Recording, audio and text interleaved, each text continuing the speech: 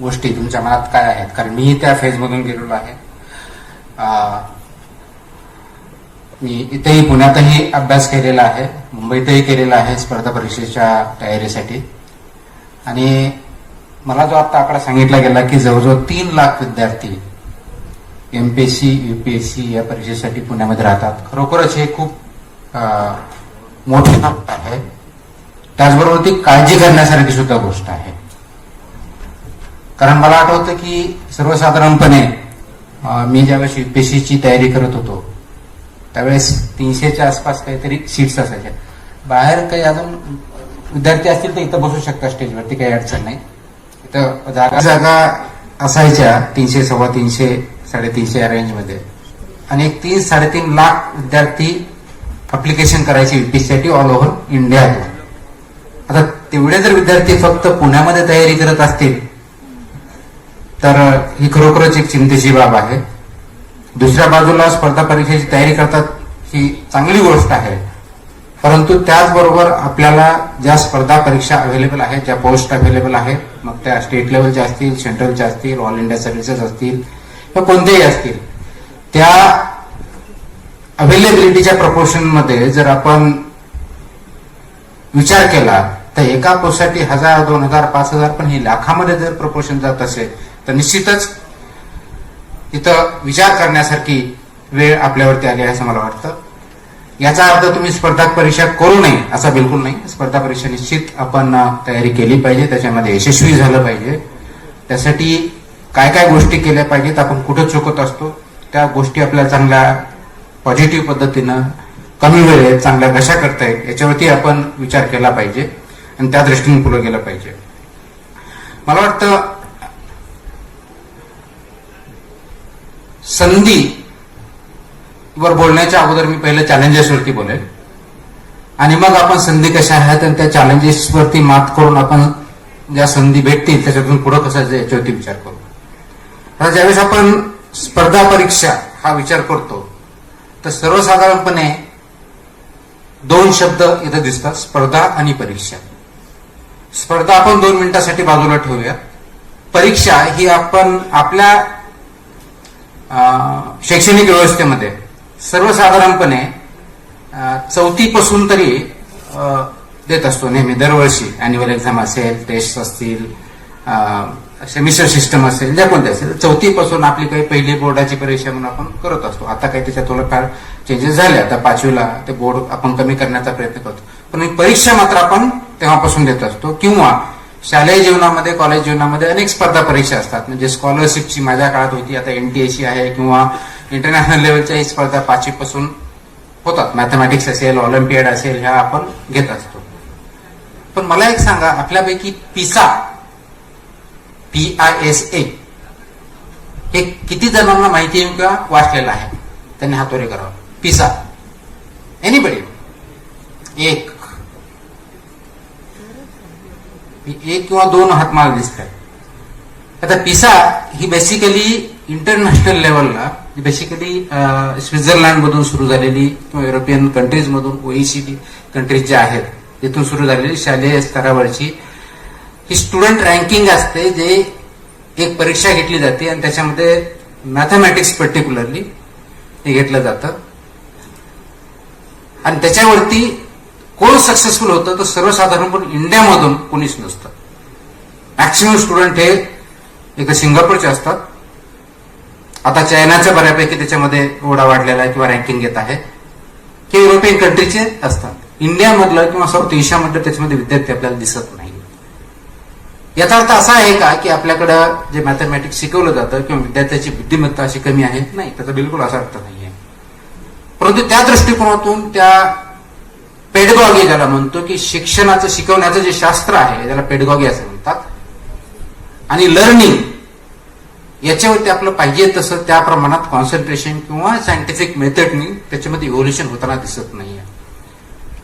गेल्या अनेक वर्षामध्ये आपण ज्यावेळेस मी शाळेत होतो त्यावेळेस ऑपरेशन ब्लॅकबोर्ड, त्यावेळेस काही माहित नव्हतं, पण स्पर्धा परीक्षेच्या तयार करताना तुम्ही करत असणार ऑपरेशन ब्लॅकबोर्ड कधी सुरू झालं, कधी संपलं, सर्व शिक्षा अभियान कधी आलं वगैरे वगैरे, ह्या डेट्स आपण पाठ करत असतो, अभ्यास करत असतो. तेव्हा चालू होतं. आत्ताही आपलं सर्व शिक्षापासून आता समग्र शिक्षा अभियान आलं, म्हणजे ज्याच्यामधून आपले जे एलिमेंटरी एज्युकेशन आहे ते राईट टू एज्युकेशन ऍक्ट आला, की 14 वर्षापर्यंत फ्री अँड कंपल्सरी एज्युकेशन ज्या माध्यमातून आपण केलं ते आलं.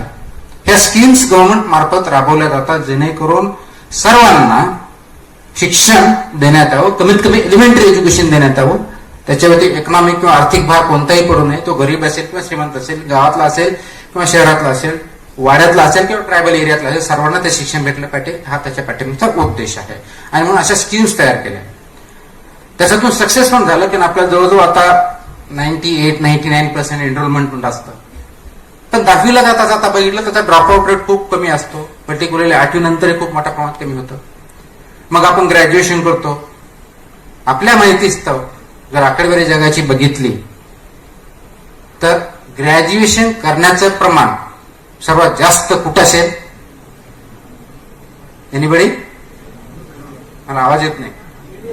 इंडियामध्ये पॉप्युलेशन जास्त आहे म्हणून नाही, जास्त नंबरमध्ये आहे आणि पर्सेंटेज मध्येही इंडियामध्येच आहे. आता ही चांगली गोष्ट का वाईट गोष्ट की डिपेंड्स आपण त्या शिक्षणाचा उपयोग काय करतो, ते शिक्षण कशा पद्धतीचं भेटलेलं आहे याच्यावरती अवलंबून राहतो. आणि जगामध्ये ग्रॅज्युएशन करण्याचं प्रमाण खूप कमी आहे. पर्टिक्युलर तुम्ही USA कडे जा, युरोपियन कंट्रीजमध्ये जा, ग्रॅज्युएशन करण्याचं प्रमाण कमी आहे. आणि एज्युकेशन, स्कूलिंग एज्युकेशन बऱ्यापैकी फ्री आहे, पण कॉलेज एज्युकेशन त्याच्यामध्ये you have to pay for it. आणि तेवढी आपल्याकडे ऐपत असते की नसते हा एक भाग. त्याचबरोबर ग्रॅज्युएशन झाल्यानंतर जॉब्स, जे की तुम्ही आणि आम्ही, आपलं काय ठरलेलं असतं, ग्रॅज्युएशन झालं किंवा पोस्ट ग्रॅज्युएशन झालं तर काहीतरी नोकरी भेटेल ह्या अपेक्षेवरती किंवा आशेवरती, जी की चुकीची अपेक्षा आहे, जी चुकीची कल्पना आहे, त्याच्यावरती आपण ग्रॅज्युएशन करत असतो, पोस्ट ग्रॅज्युएशन करत असतो. आणि मग आपल्याला नोकरी भेटेल, आपलं जीवनमान उंचावेल, आपण कुटुंबाला आणू असा आपला विचार असतो. त्या दृष्टीने आपण ग्रॅज्युएशन आणि पोस्ट ग्रॅज्युएशन करत असतो. 12वीला मार्क पडतील त्याप्रमाणे काहीच नाही भेटलं तर आर्ट्स मध्ये यायचं, मग काहीच नाही झालं तर डीएड बीएड करायचं, आता नेट सेट ते करून त्याप्रमाणे लेक्चरशिप होऊ, अशी ही एक कल्पना आहे. परंतु त्याचा उद्देश तसा कधीही नव्हता. सोशल सायन्सची गरज जगामध्ये अरिस्टॉटलच्या काळातही होती, आत्ताही आहे आणि उद्याही राहणार आहे. रादर सोशल सायन्सची गरज आज जास्त IT युगामध्ये वाढलेली आहे. हे रिसर्च अंती खूप मोठ्या प्रमाणात सिद्ध झालेलं आहे. त्याचं कारण असं आहे की IQ बरोबरच आता EQ, ज्याला इमोशनल क्वोशियंट असं म्हणतो, त्याचं महत्व वाढलेलं आहे. कारण तुम्हाला जगामध्ये चांगल्या पद्धतीने पुढे जायचं असेल तर फक्त इंटेलिजंट असून चालत नाही. इंटेलिजंट म्हणून तुम्हाला डिसिजन मेकिंग चांगल्या पद्धतीने करायची जर असेल तर इमोशनल क्वोशियंट तुमचा वाढला पाहिजे, हे त्याच्या पाठीमागचं कारण आहे.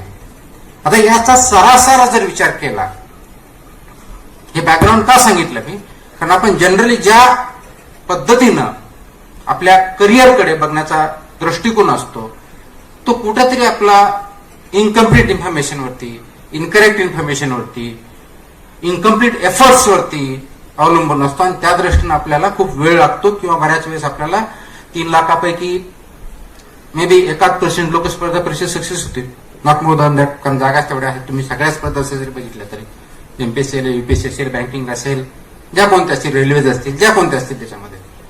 मग बाकीच्याने काय करायचं, फेल व्हायचं का ते फेल झाले का? नाही, अभ्यास कधीही वाया जाणार नाहीये. आणि स्पर्धा परीक्षेचा अभ्यास योग्य प्रकारे केला असेल तर करिअरमध्ये डेफिनेटली तुम्ही सक्सेस होऊ शकता. कदाचित त्या परीक्षेमध्ये तुम्ही फेल झाला असाल, पण जीवनाच्या परीक्षेत तुम्ही फेल होणार नाही. परंतु त्यासाठी तो योग्य पद्धतीने तुम्हाला अभ्यास करावा लागेल. म्हणून ही चॅलेंजेस कोणते, कोणतीही स्पर्धा परीक्षा आपल्याला ज्यावेळी द्यायची असते त्यावेळेस कोणते चॅलेंजेस आहेत आपल्यासमोर. ग्रामीण भागातून बरेच विद्यार्थी येतात. आजचा ग्रामीण भाग आणि एक 20 वर्षापूर्वीचा ग्रामीण भाग याच्यामध्ये खूप मोठ्या प्रमाणात चेंज झालेला आहे. आपल्याला कदाचित आश्चर्य वाटेल, मी ज्यावेळेस शाळेत होतो 10वी पर्यंत बीड जिल्ह्यातलं माझं छोटंसं गाव आहे, तिथं होतो. मी टीव्ही बघितलेलं, टीव्ही काय असतो हे मला माहित नव्हतं. हे सांगण्याचा उद्देश एवढा आहे की आजच्या डेटला इलेक्ट्रॉनिक माध्यमातून ITच्या युगामुळं इन्फॉर्मेशन गॅप राहिलेला नाहीये. तो अवेलेबल आहे, गावापर्यंत आहे, वाड्यापर्यंत आहे. आजकाल मोबाईल प्रत्येकाकडे आहे, स्मार्टफोन आहे, त्याच्यामधून अगदी रिलायन्स सारख्यांनी अशा स्कीम आणलेल्या आहे की ते सगळीकडे अवेलेबल आहे. प्रश्न असा आहे की त्याचा उपयोग होतो, सदुपयोग होतो का दुरुपयोग होतो, दॅट इज द क्वेश्चन. आणि म्हणून इन्फॉर्मेशन 20 वर्षापूर्वी जो डिस्कनेक्ट अर्बन आणि रुरल इन्फॉर्मेशनच्या बाबतीत जो होता तेवढ्या प्रमाणात आता राहिलेला डेफिनेटली नाहीये. भारतामधल्या, महाराष्ट्रातल्या कोणत्याही गावात, कोणत्याही खेडेगावात आपल्याला ती इन्फॉर्मेशन भेटू शकते. इंटरनेटच्या माध्यमातून असेल, टीव्हीच्या माध्यमातून असेल, कोणतंही मीडियम असेल ते आज अवेलेबल आहे आणि बऱ्याचशा प्रमाणात स्वस्तातही ते अवेलेबल आहे. आणि म्हणून तो ऍक्सेस टू इन्फॉर्मेशन जो होता तो आज अवेलेबल झालेला आहे. त्याच्यावर दुसरा प्रॉब्लेम असा झाला की ऍक्सेस तर भेटला, पण इन्फॉर्मेशन एवढी फ्लडिंग आहे की त्याच्यातलं काय घ्यायचं हे मला कळत नाही. तो दुसरा प्रॉब्लेम झालेला आहे. आणि म्हणून ज्यावेळेस मी शाळेत होतो किंवा कॉलेजमध्ये औरंगाबादला आलो त्यावेळेस ची परिस्थिती आणि आजची परिस्थिती याच्यामध्ये जमीन आसमानचा फरक झालेला आहे. पण त्याच वेळात त्यावेळेची स्पर्धा परीक्षा आणि आजच्या स्पर्धा परीक्षा याच्यामध्ये फरक झालेला आहे. ग्लोबलायझेशनचं युग आलं. ग्लोबलायझेशनच्या बरोबर आपल्या इंडियामध्ये आपण लिबरलायझेशन ग्लोबलायझेशन पॉलिसीज आणल्या. परंतु आज आपण माझ्या समोर जे बसलात किंवा 3 लाख विद्यार्थी इथं असतील किंवा महाराष्ट्रभर जे काही विद्यार्थी असतील किंवा भारतभरचे विद्यार्थी असतील, आपल्यापैकी खूप तुटपुंज विद्यार्थी की आंतरराष्ट्रीय स्तरावरच्या स्पर्धा परीक्षामध्ये सहभाग घेतात. For example Harvard business school, Oxford,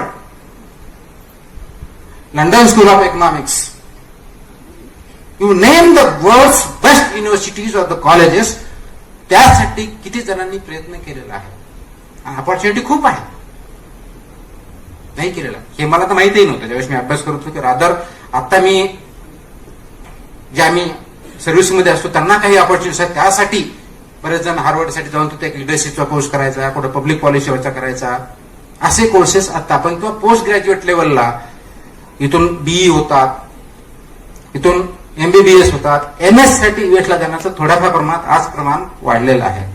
पण अंडर ग्रॅज्युएटला का नको? येस, पैसा हा एक त्याच्याला डेफिनेटली आहे, स्कॉलरशिप्स पण अवेलेबल आहेत, परंतु ती स्पर्धा म्हणजे पिसा मी उदाहरण शाळेतलं दिलं, हे मी तुम्हाला कॉलेज किंवा युनिव्हर्सिटी लेवलचं देतोय.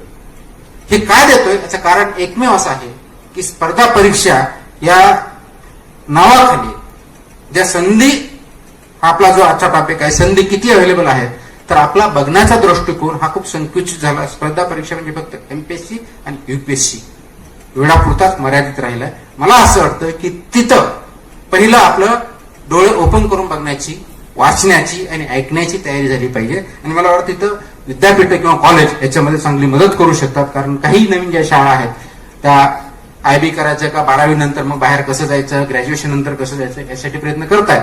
परंतु फक्त ते इंजिनिअरिंग आणि मेडिकल पुरतं मर्यादित न राहता सोशल सायन्सेसमध्ये सुद्धा खूप मोठ्या ऑपॉर्च्युनिटी ते सुद्धा एक्सप्लोर केलं पाहिजे. आणि जेणेकरून आपण आंतरराष्ट्रीयच्या स्पर्धा, तिथल्या परीक्षा आणि त्या लेवलचं कॉम्पिटिशन आपण करू शकतो, त्याच्यामध्ये यशस्वी होऊ शकतो. म्हणून हे ओपन अप होण्याची गरज आहे. त्याच्यामध्ये लीड विद्यार्थ्याबरोबरच शैक्षणिक संस्थांनी घेण्याची गरज आहे असं मला वाटतं. आता प्रश्न राहिला, आपल्या ज्या स्पर्धा परीक्षा आपण देतो, MPSC UPSC असेल, बँकिंग असेल, रेल्वेज असतील, ज्या संधी आपल्याला भेटतात, मग ते काही 12वी नंतर असू शकतात क्वालिफाईड, ग्रॅज्युएशन नंतर असू शकतात. चॅलेंजेस काय असतात? द फर्स्ट चॅलेंज माझ्या दृष्टिकोनातून जे आहे तर ते म्हणजे लँग्वेजचं असतं. तुम्ही लँग्वेजचं काय चॅलेंज म्हणाल? आज मराठीत मी MPSC परीक्षा देऊ शकतो. येस, सगळ्या आपल्या शेड्यूल लँग्वेजेस जे आहेत त्याच्यामध्ये आपल्याला परीक्षा देण्याचा अधिकार UPSCने दिलेला आहे. त्याच्यामुळे लँग्वेज बॅरियर आहे का? लँग्वेज बॅरियर नाही आहे. लँग्वेज ही चॅलेंज आहे. चॅलेंज का आहे? कारण तुम्ही आणि मी आता जे बोलतोय किंवा कलक्वियल लँग्वेज ज्याला म्हणतोय त्या लँग्वेजने स्पर्धा परीक्षेचं जर उत्तर लिहित गेला तर आपल्याला मार्क्स भेटणार नाहीत. कारण लँग्वेज किंवा उत्तर ज्यावेळेस आपण लिहितो त्यावेळेस तुम्हाला तुमचं काय महत्व किंवा माहिती आहे, तुमचे अनालिसिस काय आहे, तुमचं उत्तर काय आहे, हे कम्युनिकेशन करण्याचं माध्यम आहे. म्हणून तुम्हाला जे म्हणायचे ते जो पेपर तपासणारे आहेत त्यांच्यापर्यंत योग्यरित्या पोहोचणं आवश्यक आहे. अन्यथा तुम्हाला जे म्हणायचे तिथपर्यंत न पोहोचता त्याचा वेगळा जर अर्थ निघत असेल तर पर्यायानं तुमच्याकडे माहिती असूनही, तुमचा अभ्यास असूनही तुम्हाला योग्य प्रकारचे मार्क भेटणार नाहीत. मीडियम कोणतंही मी विचारलेलं नाहीये. तुमचं इंग्लिश आहे का, हिंदी आहे का, मराठी आहे का, चौथी कोणती लँग्वेज आहे, medium doesn't matter, language matters. म्हणून तुम्हाला लँग्वेजवर मास्टरी मी म्हणणार नाही, परंतु लिखित भाषा जी आहे आपली, जी कोणतं माध्यम असेल त्याच्यावरती स्पर्धा परीक्षेचे किंवा उत्तर लिहिण्याच्या दृष्टिकोनातून जी कम्युनिकेशनसाठी इफेक्टिव्ह लँग्वेज पाहिजे ती आत्मसात करणं ही पहिली गरज आहे. मग त्यासाठी तुमची टर्मिनॉलॉजी येऊ शकते. मग इकॉनॉमिक्स मध्ये बऱ्याच अशा टर्मिनॉलॉजी मराठीमध्ये शब्द सापडत नाही म्हणजे मला माहित नाही आहे. जे विद्यार्थी असतात त्यांना त्यावेळेस अडकळलं जातं, मग आपण तिथे इंग्लिशचा वापर करतो. हे स्पर्धा परीक्षेत चालू शकत नाही. You have to use proper language, proper phrase, proper word at a particular level. आणि तो जर आपण केला नाही तर पर्यायानं आपल्याला जे कम्युनिकेशन करायचं आहे ते कम्युनिकेशन समोरचा जो असेसमेंट करणार आहे त्यांच्यापर्यंत पोहोचणार नाही. आणि पर्यायानं आपल्याला आपल्यापर्यंत माहिती असूनही, नॉलेज असूनही योग्य प्रकारचे मार्ग आपल्याला भेटू शकणार नाही. म्हणून लँग्वेजवरती तुम्ही तुमचं स्पर्धा परीक्षेत जेवढं कम्युनिकेट करायचंय ते प्रभुत्व आणणं गरजेचं आहे. मग त्यासाठी तुम्हाला डिक्शनरीचा वापर करावा लागेल. त्यासाठी तुम्हाला रायटिंग स्किल्स वाढावं लागतील लँग्वेज मधून. आणि त्याचबरोबर ज्यावेळेस ओरल परीक्षा किंवा इंटरव्ह्यू येतो त्यावेळी तुमचं ऑरल कम्युनिकेशन त्याला म्हणतो, परत लँग्वेजचा इश्यू येतो की तुम्हाला जनरल बोलणं आणि इंटरव्ह्यू मध्ये बोलणं. इंटरव्ह्यू मध्ये फक्त एटिकेट्स मॅनर्सला मार्क्स नसतात. तुम्ही कम्युनिकेशन कसं करता, जे बोलता ते योग्य बोलता की अयोग्य बोलता, शब्दप्रयोग तुमचा योग्य आहे की अयोग्य आहे. कारण इंटरव्ह्यू मध्ये पहिला प्रश्न जो विचारला जातो त्याच्यामध्ये तुम्ही जे उत्तर देणार त्या उत्तरामधल्या शब्दामधूनच पुढचा इंटरव्ह्यू तयार होतो, पुढचे क्वेश्चन्स तयार होतात. आणि पर्यायानं आपण जो शब्दप्रयोग वापरलेला असतो, केलेला असतो, मग आपण नंतर अडकत बसतो. म्हणून language is very crucial for any examination, leave alone competitive examination. की जोपर्यंत तुम्ही आत्मसात करणार नाही तोपर्यंत आपण स्पर्धा परीक्षेमध्ये पाहिजे त्या लेवलचं यश भेटू शकणार नाही. मग आपण काय करतो, पुस्तकातलं जे आहे ते पाठ करतो, म्हणजे लेखकाची लँग्वेज वापरतो. आणि दॅट्स व्हॉट प्रॉब्लेम आहे. लेखकाची लँग्वेज वापरली तुम्ही, पाठांतर जोपर्यंत आहे तोपर्यंत ठीक आहे. ज्या दिवशी तुमचे पाठांतर विसरलेलं असेल त्या दुसऱ्या दिवशी तुम्हाला ते लँग्वेजमध्ये लिहिता येणार नाही. म्हणून you have to write your answers in your language. तुम्ही इंग्लिशमध्ये लिहा असेल तुमची स्वतःची इंग्लिश, मराठीत लिहिण्याचं मराठीमध्ये तुमच्या एक्सप्रेस करण्याच्या पद्धतीचे शब्दप्रयोग, वाक्प्रचार हे त्याच्यातून आले पाहिजे. म्हणून लँग्वेजवरती आणि कम्युनिकेशनवरती भर देणं गरजेचं आहे. आणि ते सोपं आहे.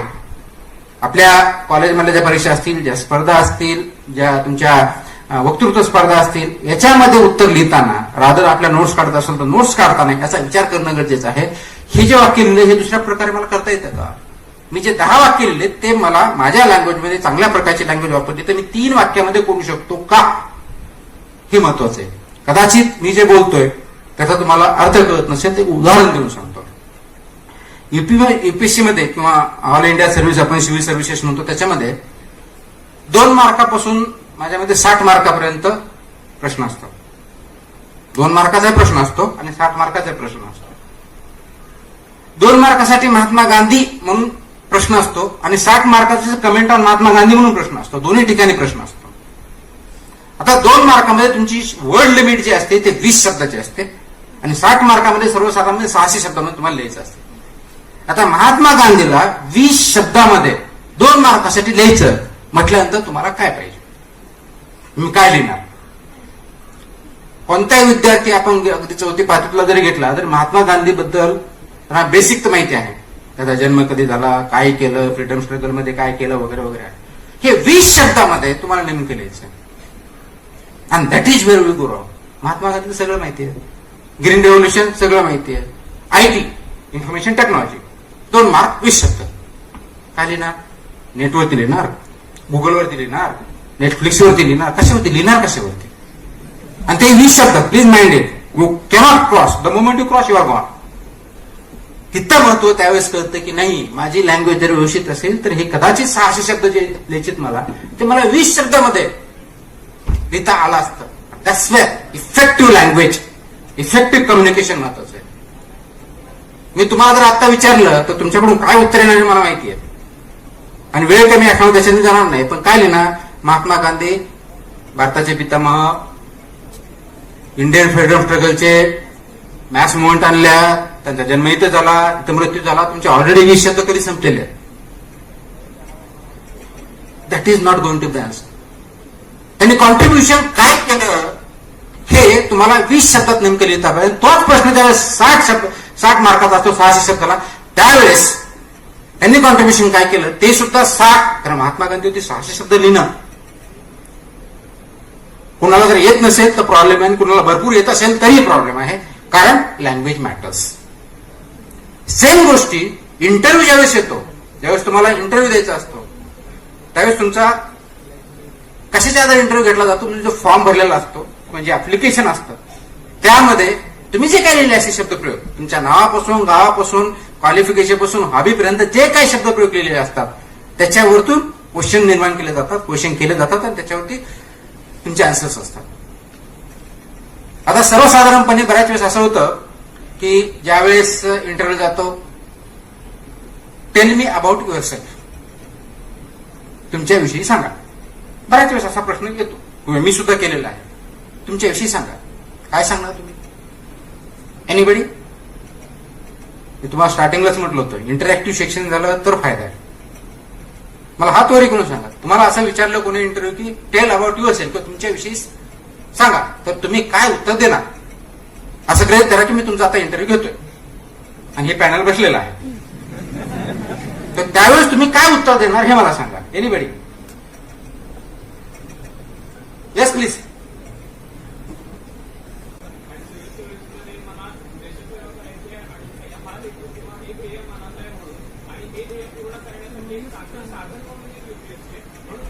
ओके, इकडे कोणते राहतो? तुमच्याविषयी तुम्हाला विचारलं की तुमच्याविषयी थोडक्यात सांगा, इंटरव्ह्यू मध्ये गेला, तुमचं उत्तर काय असेल? मी सांगेन त्यांना की मी विद्यार्थी देशामध्ये असताना देशाच्या विकासासाठी मी काय कार्य केलं ते अगोदर सांगेन. एनीबडी? त्यांच्यासमोर आज तुमचे ऍप्लिकेशन फॉर्म आहे, त्याच्यात तुमचं नाव आहे, तुमचं क्वालिफिकेशन आहे, तुमच्या हॉबीज आहेत, तुम्ही पुस्तक वाटले ते पण त्याच्यात लिहिलेलं आहे. मग हे तुम्ही का सांगताय?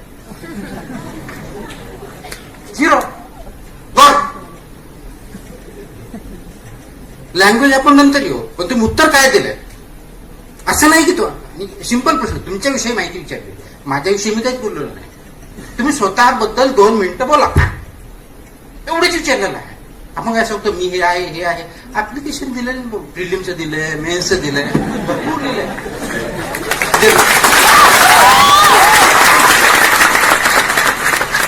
आणि जे इंटरव्ह्यूच्या बाबतीत होतं, एक्झॅक्टली रिटर्नच्या बाबतीत कोर्स ऑफ ऍक्शन मी समजून सांगेल. मग मी काय सांगायला पाहिजे हा प्रश्न असेल तुमचा, बरोबर? आता ज्यावेळेस तुम्ही एखाद्या पोस्टच्या इंटरव्ह्यू, कोणत्या इंटरव्ह्यू, मी लेक्चरशिप इंटरव्ह्यू गेलो समजा, तुमच्याविषयी सांगा. तुमचं नाव गाव विचारायला नाही विचारलं आलेलं तुम्ही इंटरव्ह्यू देतो, तुम्ही ज्या पोस्टसाठी आलाय त्या पोस्टसाठी तुम्ही काय करणार, तुमचे विचार काय त्याच्याबद्दल बोललं पाहिजे. आपण बोलतो आपल्याबद्दल, ज्या गोष्टी करण्यासाठी ऍप्लिकेशन केलेलं आहे त्याच्याविषयी बोलणं अपेक्षित आहे, आणि तेही मोजकच. No repetitions, no pauses, effective language.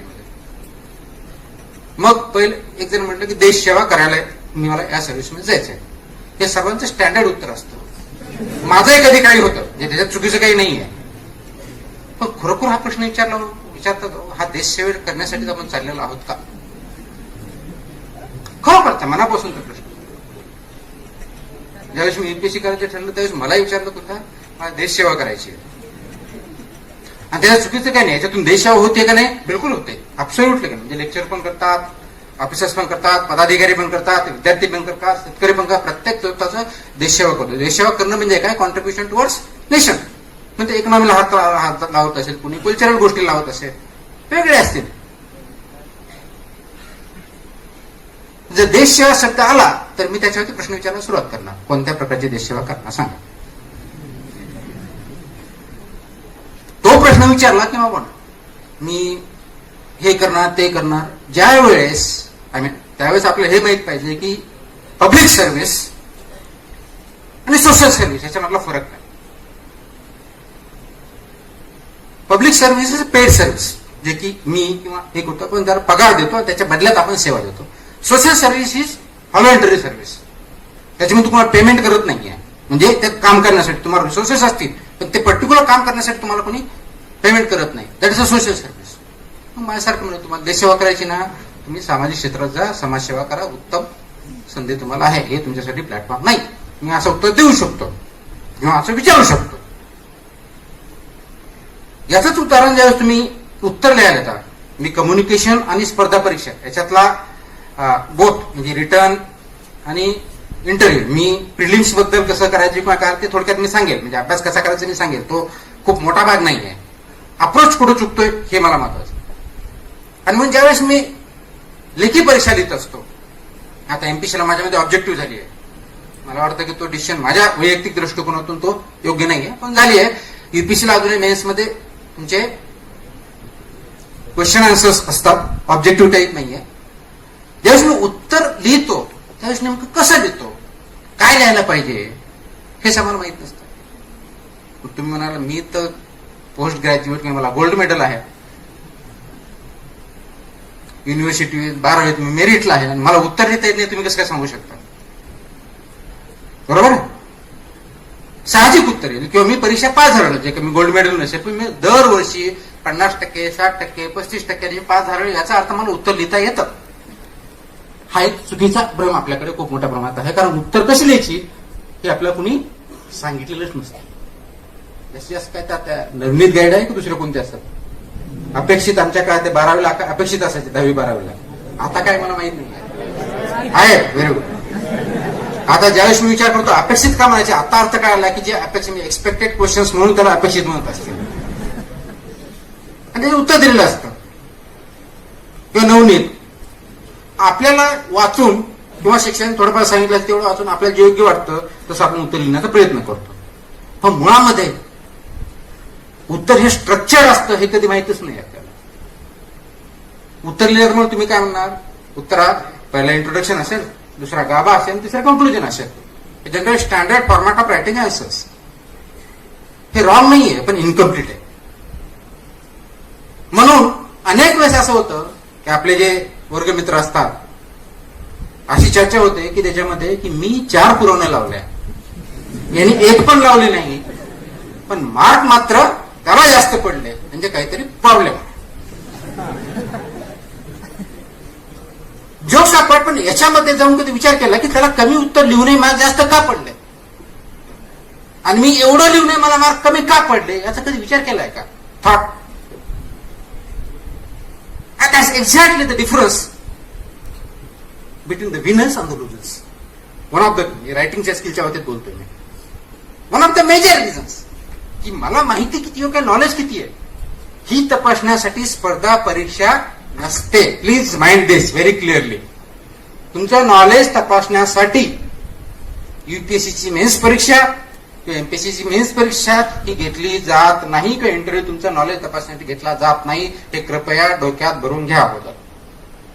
तुम्ही म्हणा असं कसं, तर जे काय नॉलेज तुमचं तपासायचं प्रिलिम्स मध्ये झालेलं आहे की मिनिमम नॉलेज तुम्हाला आहे, म्हणून तुम्ही ती स्क्रीनिंग टेस्ट त्यासाठी म्हणतात त्याला.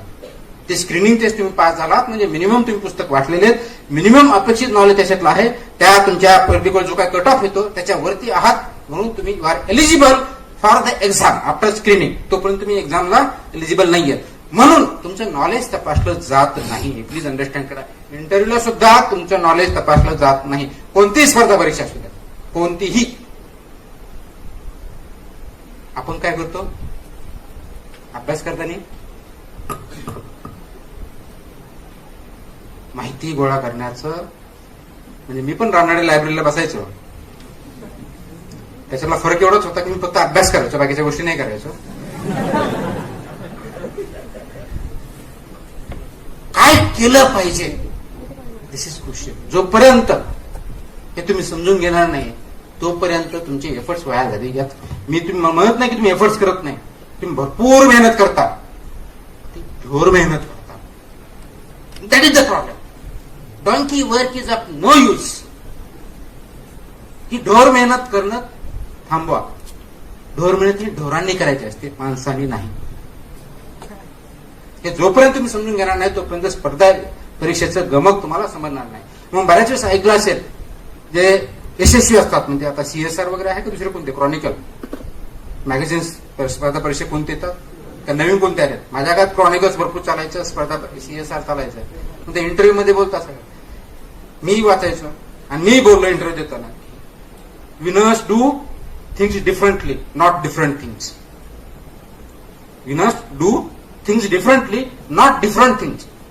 ते वेगळ्या गोष्टी करत नाही, पण त्याच गोष्टी वेगळेपणाने करतात. हा विनर होतो, त्याचा हा मजा होतो. म्हणजे नेमकं काय? एक्झॅक्टली दिस. ते फक्त माहिती गोळा करण्याच्या पाठीमागं पळत नाही. तुम्ही ग्रॅज्युएशन केलंय, पुस्तक वाचले, प्रिलिम्सची परीक्षा दिली, पास झालात, याचा अर्थ मिनिमम रिक्वायर्ड इन्फॉर्मेशन तुमच्यापर्यंत आहे. याचा दुसरा अर्थ असा काढू नका की तुम्हाला माहिती घ्यायचीच नाही, पण नॉलेज गोळा करायची नाही. बिलकुल नाही. फक्त त्याच्या पाठीमागं लागू नका. त्याच्या पाठीमागं, कारण उत्तरामध्ये depending on the nature of the question, माहितीसाठी फक्त